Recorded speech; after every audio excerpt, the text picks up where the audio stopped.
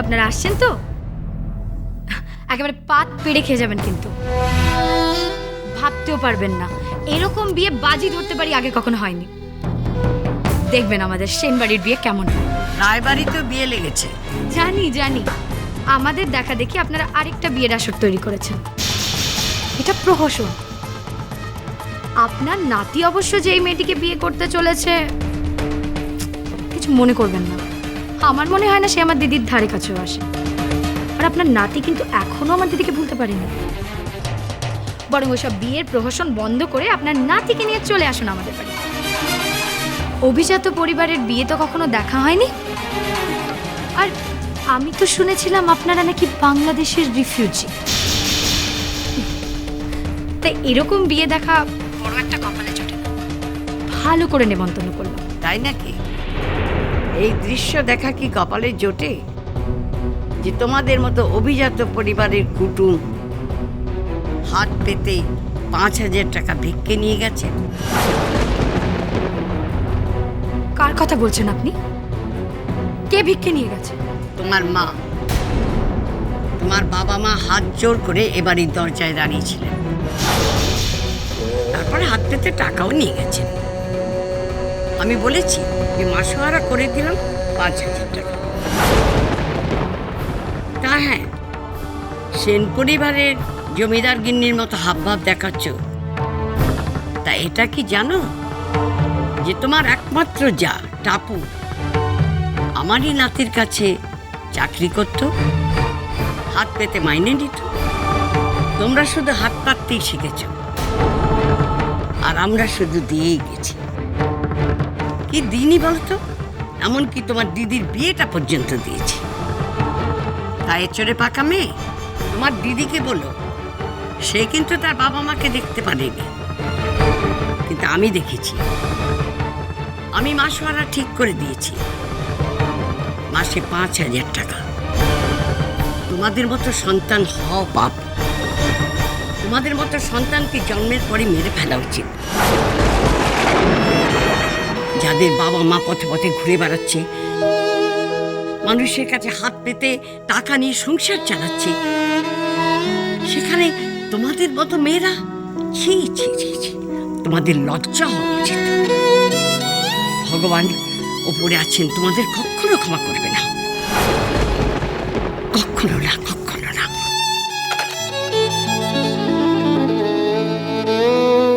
ভগবান ভগবান ওপরে আছেন, তোমাদের কখনো ক্ষমা করবে না, কখনো না, কখনো না।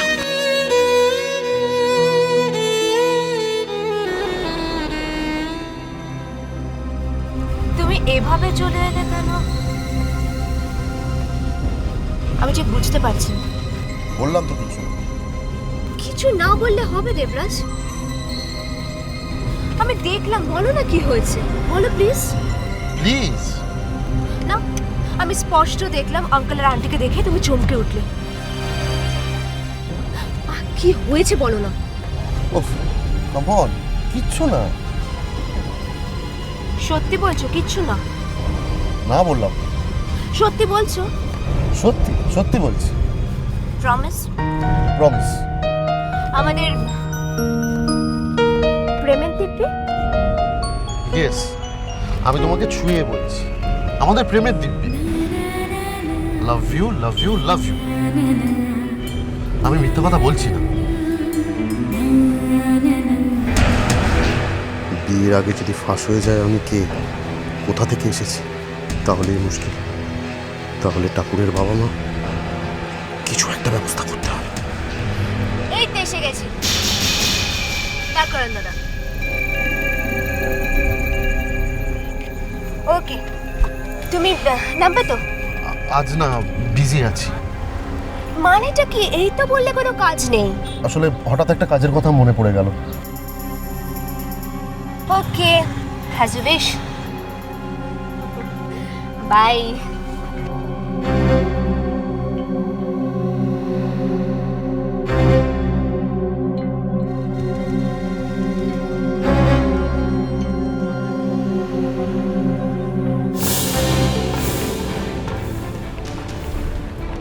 হ্যালো, শেখর, সুচিত্রা আর তাদের মেয়ে টিকলি এদের পুরনো অ্যাড্রেসটা আমি দিচ্ছি, ওদের খুঁজে বার করতে হবে। করে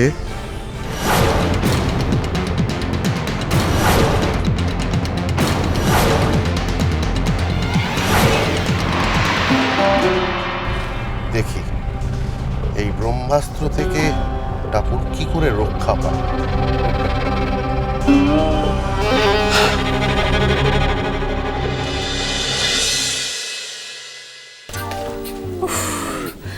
টাপুর বৌদি যে কোথায় গেল, আসল সময় ওকে পাওয়া যাবে না। ও জানে যে আমি ওকে ছাড়া কানা। আরে বাবা, এখন আমার কত কিছু রান্না শেখার বাকি আছে। কোথায় গেল দেখি। পায়েল দি, তুমি বাইরে? আরে আমি তোমাকে, যাই হোক শোনো, কোথায় গেছিলে? এই শোনো শোনো শোনো, দেবরাজ না ওই শেজওয়ান ক্যাপসিকাম চিকেনটা ভীষণ ভালোবাসে, তাই আমি ওটা বানানোর চেষ্টা করছিলাম। কিন্তু জানো কি হয়েছে দেখো, এই দেখো যত ছাই পাশ রান্না করেছি, কিছুই তো শিখে উঠতে পারলাম না। এই তুমি শিখিয়ে দেবে? কি হলো, চুপ করে আছো কেন? কোনো প্রবলেম? আরে তোমার মুখটা এরকম হয়ে আছে কেন? না ঠিক আছে তো, ঠিক আছে। ও তো বাই দ্য ওয়ে, তুমি কোথায় গেছিলে? মা বাবার কাছে। ওকে, ওনারা কোথায় আছেন এখন? আরে চুপ করে আছো কেন?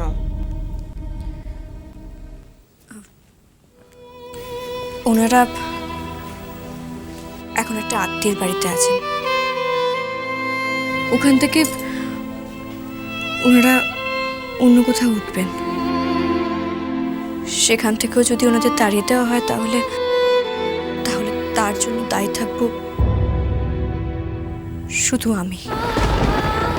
তা তুমি ওনাদেরকে এখানে কেন নিয়ে আসছো না? আপনার ক্ষমতা ঠিক কতটা সেটা তো আমার খুব ভালোই জানা আছে, তাই না? এই তো কিছুদিন আগে অবধি আপনি আমাদের বাড়িতে বাজার করতেন আর আপনার স্ত্রী আমাদের বাড়িতে রান্না করত। ছিলেন তো আমাদের বাড়ির আশ্রিত। কি হলো বলো? ওসব কথা এখন থাক। তুমি কিচেনে যাও, আমি ফ্রেশ হয়ে আসছি। টাপুর,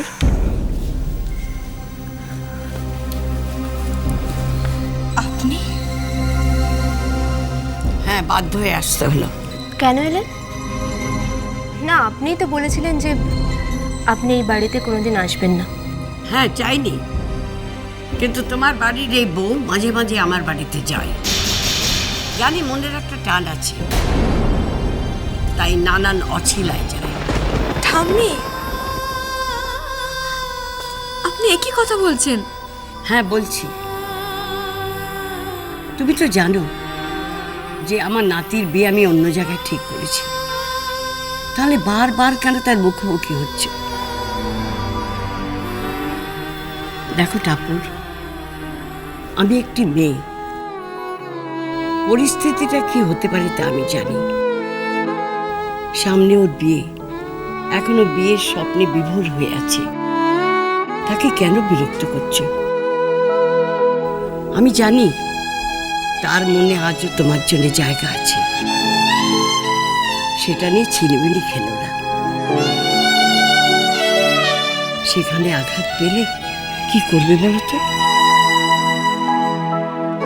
কিছু মনে করবেন না ঠাম্মি, আমি গিয়েছিলাম, কিন্তু জানি রণজয় তোমার বাবা মাকে বাড়ি থেকে সরিয়ে দিয়েছে।